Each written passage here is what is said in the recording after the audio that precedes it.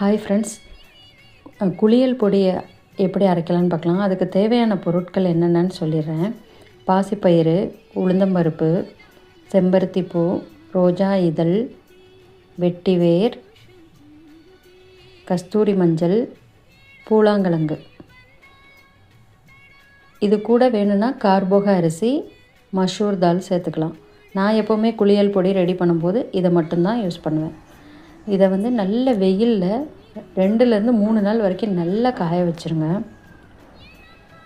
காய வச்சு எடுத்து மிஷினில் கொடுத்து அரைச்சிட்டு கிளாஸ் கண்டெய்னரில் போட்டு வச்சுக்கோங்க. பிளாஸ்டிக் டப்பாலையோ சில்வர் பாக்ஸில் எல்லாம் போடக்கூடாது.